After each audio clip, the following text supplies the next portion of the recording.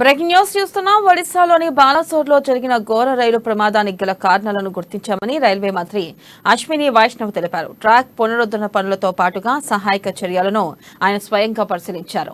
Dead బాడీలను ఆసుపత్రికి తరలించామని తెలిపారు. ప్రమాదంతో దెబ్బతిన్న ట్రాక్ పునరుద్ధరణ పనులు జరుగుతున్నాయని అశ్విని వైష్ణవ్ వెల్లడించారు. బుధవారం ఉదయంలోపు ఈ పనులను పూర్తి చేసి ట్రాక్ పై మళ్లీ రైలు నడిపేందుకు ప్రయత్నిస్తున్నామని తెలిపారు.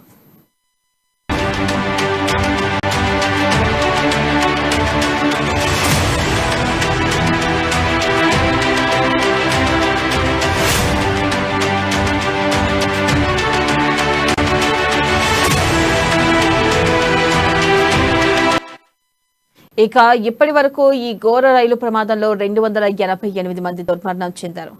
1175 మందికి పైగా గాయాల పాలయ్యారు. క్షతగాత్రుల్లో పలువురు పరిస్థితి విషమంగా ఉందని అధికార వర్గాలు తెలిపాయి. ఒడిశాకు చెందిన రైలు ప్రమాద బాధితులకు రాష్ట్ర ప్రభుత్వం ఆర్థిక సాయం ప్రకటించింది. చనిపోయిన వారి కుటుంబాలకు 5 లక్షల రూపాయలు, తీవ్రంగా గాయపడిన వారికి ₹1,00,000 చొప్పున పరిహారం అందజేస్తామని సీఎం నవీన్ పట్నాయక్ కార్యాలయం వెల్లడించింది.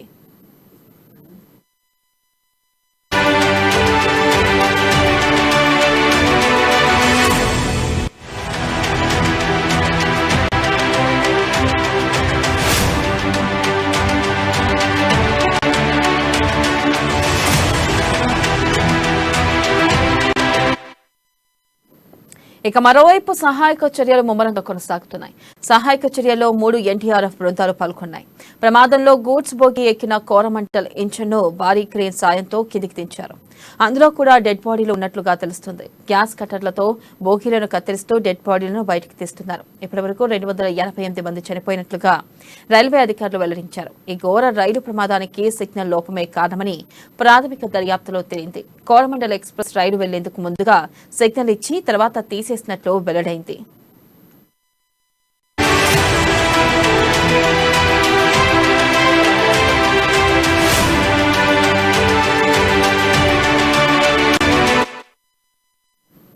ఇక దీనిపై మరింత సమాచారాన్ని మా ఢిల్లీ నుంచి ప్రతినిధి రాజు అందిస్తారు. రాజు, చెప్పండి, పునరుద్ధరణ పనులు ఎంతవరకు వచ్చాయో తాజా అప్డేట్స్ ఏంటి? ఈ ఘోర ప్రమాదం వెనుక ఇప్పటి వరకు అనుకుంటున్నట్టుగా ఏదైతే మానవ తప్పిదం ఉందని అన్నారో దానికి కొంత డిఫరెంట్ గా రైల్వే మంత్రి సంచలన వ్యాఖ్యలు చేసినారు. ఇప్పటికే దీనికి సంబంధించి ఎవరైతే బాధ్యులు ఉన్నారో ఇంత ఘోర ప్రమాదానికి గల కారణానికి మూల కారణాన్ని తాము గుర్తించామని, దాన్ని ఎట్టి పరిస్థితుల్లో దానికి బాధ్యులైనటువంటి వారిని ఎట్టి పరిస్థితుల్లో త్వరలోనే బహిర్గతపరుస్తామని చెప్పారు. ముఖ్యంగా అప్పటి వరకు బాగా ఉన్నటువంటి ఇంటర్లాకింగ్ సిస్టమ్ ఏదైతే ఉంటుందో పాయింట్ మిషన్ వద్ద, అంటే ఈ ట్రైన్స్ ఎదురెదురుగా వచ్చినప్పుడు అవి వాటిని గుర్తించి ముందుగానే ఆ రూట్ మ్యాప్ ని తెలియజేస్తాయి. అటువంటి పరిస్థితుల్లో ఇంటర్లాకింగ్ విధానం ఏదైతే ఉందో దాన్ని ఎవరు మార్చారనే దానిపై తాము గుర్తించామని తెలిపారు. మరోవైపు దాదాపు 1000 మందికి పైగా ఇందులో గాయాల పాలయ్యారు. దీనిలో 100 మంది పరిస్థితి విషమంగా ఉందని, వీరి కోసం ప్రత్యేకంగా ఢిల్లీలోని ఎయిమ్స్ నుండి, అలాగే లేడీ హార్డింగ్ హాస్పిటల్, అలాగే రామ్ మనోహర్ లోహియా హాస్పిటల్ నుండి ప్రత్యేక వైద్యుల బృందంతో పాటు అత్యాధునిక పరికరాలను సైతం అందుబాటులో ఉంచామని తెలుపుతున్నారు. తాను ప్రత్యక్షంగా ఉండి అక్కడ తన ఈ చర్యలు ఏవైతే ఉన్నాయో అవన్నీ కూడా చూస్తున్నట్టుగా రైల్వే శాఖ మంత్రి తెలుస్తున్నారు. ముఖ్యంగా ఇప్పటి వరకు మానవ తప్పిదంగా పేర్కొన్నటువంటి వాటికి విభిన్నంగా రైల్వే మంత్రి కామెంట్స్ నిజంగా సంచలనం రేపుతున్నాయి. ఇది పూర్తిగా కూడా, అంటే దీన్ని మనం గమనిస్తే నిన్న పశ్చిమ బెంగాల్ ముఖ్యమంత్రి ఇక్కడ విజిట్ చేసిన తర్వాత కుట్ర కోణాన్ని ఒకసారి బయటపెట్టడం జరిగింది. ఇంకా భారీ ప్రమాదం వెనుక ఏదైనా కుట్ర ఉందేమో అనే అనుమానం వ్యక్తం చేశారు. దానికి తగ్గట్టుగానే ఆ ఇంటర్లాకింగ్ సిస్టమ్ ని ఆ క్షణాల్లో, అంటే ప్రమాదానికి కొద్ది నిమిషాల ముందు ఎవరు మార్చారు, ఆ వ్యక్తులు ఎవరైనా విషయాన్ని తాము గుర్తించామని ఆయన నేరుగా ఇప్పుడే మేము బయట పెట్టలేమని, కానీ దర్యాప్తు ఏదైతే చేస్తున్నటువంటి ఇండిపెండెంట్ బృందం ఏదైతే ఉందో అది రైల్వే సేఫ్టీ కమిషనర్ ఆధ్వర్యంలో జరుగుతుంది. వారి నివేదిక అధికారికంగా వచ్చిన తర్వాతే ఎవరైతే ఈ బాధ్యులు ఉన్నారో వాటిపై పూర్తి స్థాయిలో చర్యలు ఉంటాయని, ఇక 4 లైన్స్ ఉన్నాయి. అందులో 2 మెయిన్ లైన్స్, అలాగే 2 లూప్ లైన్స్. ఇందులో లూప్ లైన్ లోకి వెళ్లడం ద్వారా జరిగిన ఈ ప్రమాదాన్ని గుర్తించి ఇప్పుడు ఇతర రైల్వే రాకపోకల కోసం పూర్తి స్థాయిలో చర్యలు చేపట్టామని, ఇందులో ఒక మెయిన్ లైన్ ఇప్పటికే పూర్తయిందని, ఈ రోజు మరిన్ని సహాయక చర్యలు చేస్తామని రైల్వే మంత్రి చెప్తున్నారు. వెన్నెల.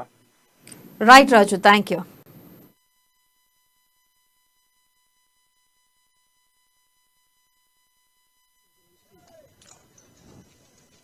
कल सुबह से कंप्लीट बल्कि परसों रात से ही रेस्क्यू ऑपरेशन वॉर फुटिंग पे चला। कल दिन भर रेस्क्यू ऑपरेशन कंप्लीट हुआ। माननीय प्रधानमंत्री श्री नरेंद्र मोदी जी स्वयं साइट पे आए थे। उन्होंने साइट पे कंप्लीट चेक किया, हर एक पॉइंट को हमको निर्देश दिए क्लियर। उन्होंने बालेश्वर डिस्ट्रिक्ट हॉस्पिटल में जाके पेशेंट से भी मिले, क्लियर इंस्ट्रक्शंस दिए। उन इंस्ट्रक्शंस के अनुसार काम तेजी से चल रहा है रेस्टोरेशन का। 2 मेन लाइन है, 2 मेन लाइन में से एक मेन लाइन का ट्रैक लेइंग का काम यानी पटरी बिछाने का काम कंप्लीट हुआ है। ऊपर बिजली के तार अभी लगाए जा रहे हैं, कंप्लीट वॉर फुटिंग पे चल रहा है, आप देख रहे हो। दूसरी वाली लाइन का ट्रैक लेइंग का काम चालू हो गया है। जो मेरे बालेश्वर के, भद्रक के, कटक के, जगत सिंहपुर के, भुवनेश्वर के जो साथी कल से इस काम में लगे, नौजवान जो ब्लड डोनेशन के लिए बाहर निकले, जिन्होंने ठीक समय में रात के अंधेरे में सबको मदद की, उन सबको मैं बहुत बहुत कृतज्ञता देना चाहूंगा, बहुत धन्यवाद देना चाहूंगा। कल सुबह से